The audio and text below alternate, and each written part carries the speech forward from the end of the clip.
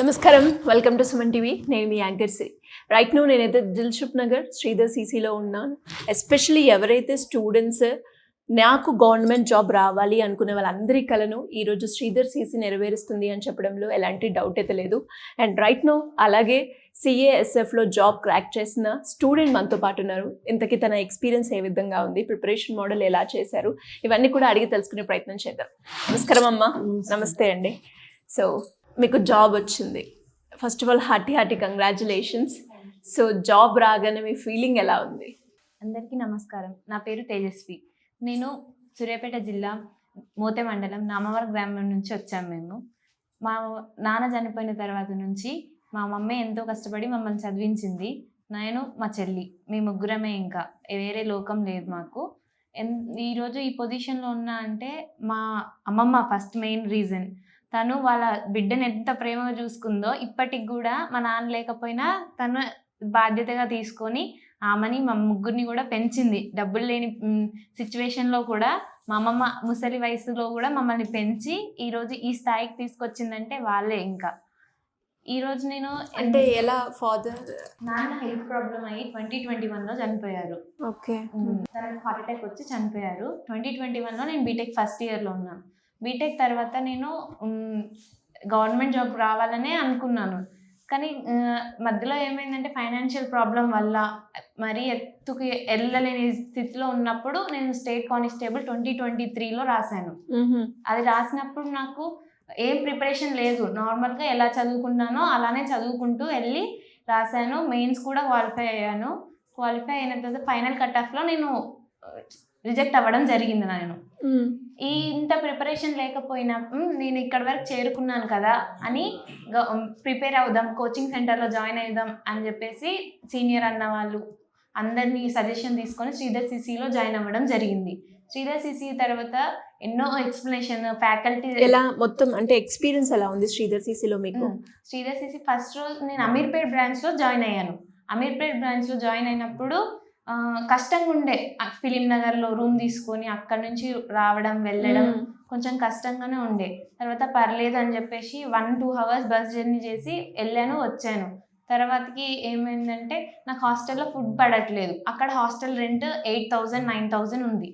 అలా కష్టం అవుతుందని చెప్పేసి మా మమ్మీకి ఇట్లా చెప్పాను, ఊర్లో అయినా మీరు ఒక్కలే కదా, ఇక్కడికి వస్తే మరి నాకు ఫుడ్ పడట్లేదు, ఇట్లుంది హాస్టల్ ఫీజు 6,000 హాస్టల్ కట్టాల్సి వస్తుంది. అదే 6,000లో మనం రూమ్ తీసుకుందాం, పని చేస్తాం, ఇక్కడే పని చేసుకుందు అని చెప్పాను. తర్వాత ఒక 2 months మేము చైతన్యపురి దిల్సుఖ్ నగర్లో రూమ్ వెతికాం. తర్వాత చైతన్యపూర్లో మాకు దొరికింది. అక్కడనే మేము 6,000 రూమ్ రెంట్ కడుతుంది మా మమ్మీ. నా హాస్టల్ ఫీజు ఎంతనో ఇప్పుడు అదే రూమ్ తీసుకొని ఇంకా హోమ్లీ ఫుడ్ మమ్మీ వాళ్ళతోనే ఉంటున్నాను. ఇక్కడ వచ్చేసి అపోలో అకాడమీలో, నీట్ అకాడమీలో వంట పని చేస్తుంది. ఎలా అనిపించిందమ్మా మీకు పాపకి జాబ్ వచ్చింది అని తెలియగానే? చాలా సంతోషంగా ఉంది. అందరూ ఎతకారంగా చూసిరు కదా మమ్మల్ని. నా పాప ఎట్లనైనా నిలబెడుతుంది అన్న పట్టుదలతోటి నేను చదివిచ్చిన అమ్మాయిని. చిన్న పాప, ఈమె ఇద్దరు చదువుకురు. ఇక జాబ్ వచ్చిన తర్వాత మాకు ఒక బాధ ఏంటంటే వాళ్ళ డాడీ లేడు. అదే సంతోషం లేడు. ఇది వచ్చింది కొంచెం, అదో బాధ, ఇదో సంతోషం ఉండే. అట్లా మేము సంతోషపడ్డాం. అంటే పాపకి బయటికి అక్కడ పంపించి చదివించడం అవసరమా అన్న వాళ్ళు కూడా ఉంటారు కదా. అంటే ఎలా ఉండే ఆ సిచ్యువేషన్ అంతా? అనేవాళ్ళు, మీరు భర్త లేడు కదా, మీ ఆయన చనిపోయినాడు కదా, నువ్వు పిల్లల్ని చదివియడం ఎందుకు, వాళ్ళ పెళ్ళిళ్ళు చేయొచ్చు కదా, ఎవరికో ఒకరికి ఇచ్చి చేయొచ్చు కదా, నీకు ఇల్లు లేదు, డబ్బు లేదు, ఏదో మీ మమ్మీ మీ నాన్న మీ అమ్మ వాళ్ళ కాడ బతకడం, కొంచెం వాళ్ళు సాయం చేయడం, ఇవన్నీ ఎందుకు, వాళ్ళ పెళ్ళిళ్ళు చేసినవనుకో నువ్వు ఎక్కడైనా ఉండి బతకొచ్చు, అది ఇదని చాలా ఎతకారం చేసిరు మమ్మల్ని. చేసలేదు, నా పిల్లల చదివితే నాకు నమ్మకం ఉందని చెప్పి నేను ఆమె ఎక్కడికైనా పంపించడానికి రెడీగా ఉండి నేను వాళ్ళకి ధైర్యం చెప్పేదాన్ని. నేను నా గురించి ఆలోచించొద్దు, తాతయ్య అమ్మమ్మ గురించి నాయనమ్మ గురించి ఆలోచించొద్దు, మీరు ఎంత దూరం చదువుతానో చదివిస్తాను, నేను డబ్బు సంపాదించలేను కానీ మీకు పెట్టుబడి ఉన్న స్థాయిలో పెట్టుబడి పెట్టి చదివిస్తా అన్న పట్టుదలతో వాళ్ళని చదివించిన.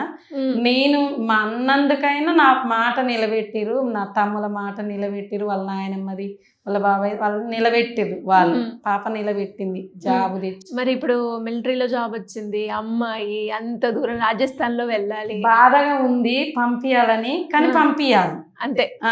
నేను ఒక్కదాన్ని ఇట్లా ఉన్నా ఏం కాదు, వాళ్ళ జీవితం ఏంటంటే నిలబడాలి. నేను అందరికి పేరు తేవాలి. ఆమె చదువుకున్న కాడ ఎక్కడైతే కోచింగ్ తీసుకుందో వాళ్ళకి పేరు నిలబెట్టాలి. అందరికీ ఆమె నిలబెట్టి ఈ జాబ్ తెచ్చుకొని జాబ్ వచ్చిన తర్వాత నేను బంద్ చేయొద్దు, నేను పోను అనే ఆలోచన రావద్దు. సో పంపించడానికి రెడీ అయిపోయారు. రెడీ. ఓకే, ఎలా అనిపించింది శ్రీధర్ సీసీ? మీరు విజిట్ చేశారా, చూసారా? ఇన్స్టిట్యూషన్ మొత్తం ఎలా ఉంది? నాకు తెలియదు అసలు ఈ హైదరాబాద్ రావడం, ఇలాంటివన్నీ చూడడం. పాప అన్నీ చెప్తుంటుంది అన్నట్టు, ఇట్లుంటుంది మమ్మీ, మంచిగా ఉంటుంది ఇట్లా చదువుకుని. మా ఫ్రెండ్స్ వీళ్ళంతా ఈమెకి ఎవరు ఇక్కడ తెలియదు, మేము హైదరాబాద్ వచ్చేటప్పుడు ఏడ్చుకుంటూ వచ్చిన. నేను ఈ హైదరాబాద్ నాకు తెలియదు, ఇక్కడ ఎట్లుంటుందో ఏం సంగతి అని తెలియదు. తర్వాత ఒక 2 నెలలు అయినాక నాకు తెలిసిన వాళ్ళు కలిసి ధైర్యం చెప్పేవాళ్ళు, ఇట్లుండాలి ఇట్లుండాలి. దానివల్ల ఈమె ఉండడం వల్ల కొంచెం ధైర్యం ఉండే. ఓకే, సో మరి శ్రీధర్ సీసీలో జాయిన్ అయిన తర్వాత ఇక్కడ టీచింగ్ ఫ్యాకల్టీ కావచ్చు, వీళ్ళు కండక్ట్ చేసే మాక్ ఎగ్జామ్స్ కావచ్చు, నీకు ఎలా యూస్ఫుల్ అయ్యాయి? మాకు ఎస్ఎస్సి క్లాసెస్ ఆఫ్టర్నూన్ తర్వాతకి క్లాసెస్ అన్నీ అయిపోయిన తర్వాతకి మనకి ఎట్లా అంటే ఆఫ్టర్నూన్ లంచ్ చేస్తాం, కొంచెం బోరింగ్ నిద్రల ఫీలింగ్ వస్తుంది. కానీ అలాంటివన్నీ పక్కన పెట్టి మనం కాన్సన్ట్రేషన్తో క్లాసెస్ విని, ఫ్యాకల్టీ కూడా అసలు ఎంకరేజ్మెంట్ అంటే చాలా చేస్తారు. కంటెంట్ లేనిది వాళ్ళు క్లాస్ చెప్పరు అసలు. ప్రతి ఒక్కరు సపోర్ట్గా, ప్రతి ఫ్యాకల్టీ సపోర్ట్గా చెప్తారు. శివ సార్ కానీ, కోటి సార్ కానీ, అందరు హిస్టరీ చెప్పే సార్ కానీ అందరు మంచిగా చెప్తారు. వరుణ్ సార్ ఇంగ్లీష్ కూడా బాగా చెప్తారు. వీళ్ళందరూ ఎంత బాగా ఎంకరేజ్ చేసి మన క్లాసులు చెప్తారో మనం అంతే ఎఫర్ట్ పెట్టి మాక్ టెస్ట్ రాసి, ఈరోజు నువ్వు తక్కువ మార్క్స్ వచ్చినా నువ్వు ఫీల్ అవ్వద్దు, రేపు మళ్ళీ అదే ఎంకరేజ్మెంట్గా తీసుకొని మనం ఎంత కష్టపడతామో, ఎంత ప్రాక్టీస్ చేస్తామో, ఈజీగా అయితే మనకు లైఫ్లో ఏది రాదు. అది చిన్న 1 రూపీ అయినా. అలానే మనం కూడా ఎంత ప్రాక్టీస్ చేసి, ఎంత హార్డ్ వర్క్ చేసి, అటు మాక్ టెస్ట్ ఎక్స్ప్లెనేషన్స్ అన్నీ ప్యారలల్గా మనం ఫాలో అవుతే మనకి సక్సెస్ అనేది మన దగ్గరలోనే ఉంటుంది. ఓకే, మీకు బాగా నచ్చిన పాయింట్ ఏంటి శ్రీధర్ సీసీని? అంటే నేను ఇక్కడ జాయిన్ అయినందుకు దీనివల్లనే నాకు జాబ్ క్రాక్ చేయడానికి యూస్ఫుల్ అయ్యింది అన్న పాయింట్స్ ఉంటాయి కదా, అవి ఏంటండి? ఒకప్పుడు నాకు ఎస్ఎస్సి అంటే CGL, JEE ఈ 2 తప్ప నాకు తెలియదు. తర్వాత ఇక్కడికి వచ్చిన తర్వాతనే ప్రతి ఒక్క ఎగ్జామ్ అసలు ఏంటి, వాటి రిక్రూట్మెంట్ ఏంటి అనేది శ్రీధర్ సీసీ అని చెప్పింది. ఫస్ట్ మనం జాయిన్ అయినప్పుడైనా ఎప్పటికైనా ఫస్ట్ మనకి ఏం తెలియని మనం ఏం చేయలేం. వాళ్ళు క్లాస్ ప్రతి ఒక్క న్యూ బ్యాచ్ జాయిన్ అయ్యేటప్పుడు వాళ్ళ క్లాస్ ఏం స్టార్ట్ చేస్తారంటే ఫస్ట్ ఎగ్జామినేషన్ గురించి, వాళ్ళ రిక్రూట్మెంట్ గురించి క్లియర్గా ఎక్స్ప్లెయిన్ చేసి తర్వాత మనకి క్లాసెస్ స్టార్ట్ చేస్తారు. అది బాగుంటుంది. ఇంకొకటి ఎక్స్ప్లెనేషన్స్ అనేవి చాలా క్లియర్గా చేస్తారు. నువ్వు ఒక్కదాని వల్ల ఎక్స్ప్లెనేషన్ అనేది కంటిన్యూ అవుతుంది, అసలు వెనకకు తగ్గరు ఫ్యాకల్టీ కూడా. ఆ ఎక్స్ప్లెనేషన్స్ చాలా యూజ్ అవుతాయి అనేసి నేను నమ్ముతాను. ఓకే, అండ్ అలాగే ఇప్పుడు ఫిజికల్ టెస్ట్ అనేది ఇందులో చాలా ఇంపార్టెంట్. అది ఎలా ఉండే ఆ ఫిజికల్ టెస్ట్ ఎక్స్పీరియన్స్? యాక్చువల్గా నాకు స్కూల్ నుంచి స్పోర్ట్స్ అంటే ఇష్టం, కానీ నాకు ఆ ఛాన్స్ రాలేదు. బీటెక్ వచ్చాక నాకు ఛాన్స్ వచ్చింది. నేను ఖోఖో ప్లేయర్గా నేషనల్కి సెలెక్ట్ అయ్యాను. సో అది నేను 1 ఇయర్ తర్వాత కొంచెం ఆపేసా. దాని తర్వాతకి మళ్ళీ విశ్వ సార్ అనేసి ఫిజికల్ ట్రైనర్గా మా శ్రీధర్ సీసీ వాళ్ళు తీసుకొచ్చారు. సార్ వల్ల మేము చాలా ఎంకరేజ్మెంట్, సార్ బాగా చేస్తారు. ఇక్కడ నుంచి దిల్షుక్ నగర్ నుంచి long run, LB Nagar, Saroor Nagar ఇలా లాంగ్ రన్ బాగా చేపిస్తారు. ప్రతి ఒక్క ఎక్సర్సైజ్ అనేది దగ్గర నుండి జరుగుతుంది. ఇవన్నిటి వల్లనే ఆ సార్ ఉండడం వల్ల ఇంకా ఎంకరేజ్మెంట్ తోని మేము ఫిజికల్ కూడా ఈజీగా క్వాలిఫై అయ్యాం. సో మరి ఇంకెవరికైనా కూడా శ్రీధర్ సీసీని రిఫర్ చేస్తారా?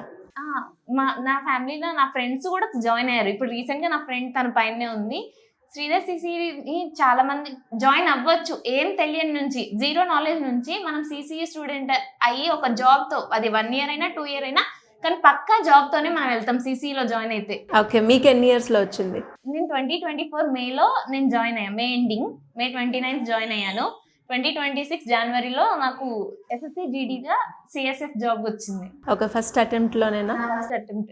స్పెషల్ అకేషన్లో నేను థ్యాంక్స్ చెప్పుకోవాలనుకున్నది అమ్మ. ఈరోజు అమ్మ ఉందంటే దానికి కారణం మా మామయ్యలు. సొంత మామయ్య వాళ్ళు సపోర్ట్ లేకపోయినా అమ్మ వాళ్ళ చిన్నమ్మ కొడుకులు, మా నాన్న వాళ్ళ తమ్ముళ్ళు, వీళ్ళ సపోర్ట్ లేకుండా మేము ఇంతవరకు వచ్చే వాళ్ళం కాదు. అందరికీ నా హృదయపూర్వక ధన్యవాదాలు తెలుపుకుంటున్నాను. సో మీరేమైనా చెప్తారా అమ్మ? ఏమైనా అంటే ఏదైనా నేను వెనకకి తగ్గొద్దు, ఎప్పుడైనా ఒక స్థాయికి అంటే కొన్ని రోజులు మంచిగా ఉండి తర్వాత అగమైనాం కదా, దాని గురించి ఆలోచించకుండా నేను ఏది చెప్పినా వినేది. పాపలు ఇద్దరు ఏది చెప్పినా, మమ్మీ నువ్వు ఎవరైనా మీ ఫ్రెండ్స్ ఉండరు అనుకో, కొంతమంది నీకు ఎందుకు అమ్మాయివి, నీకు అది జాబ్ ఇట్లా అనేటోళ్ళు, కొంతమంది ఏమో నువ్వు సాధించాలి అనేవాళ్ళు ఉంటారు, చెడగొట్టే వాళ్ళు ఉంటారు. ఇవన్నీ కాకుండా నువ్వు చెప్పిన మాట విని నీది నువ్వు నిలబెట్టుకోవాలని అన్న మాట నిలబెట్టింది. చాలా వరకు అందరికీ గౌరవం తెచ్చింది. మీ అంటే ఇక్కడ ఏమంటారు వాళ్ళకి ఇన్స్టిట్యూట్ వాళ్ళకి వీళ్ళందరికీ నా బిడ్డ పేరు తెచ్చిందని నేను సంతోషపడతాను. థ్యాంక్ యూ అండి, థ్యాంక్ యూ సో మచ్.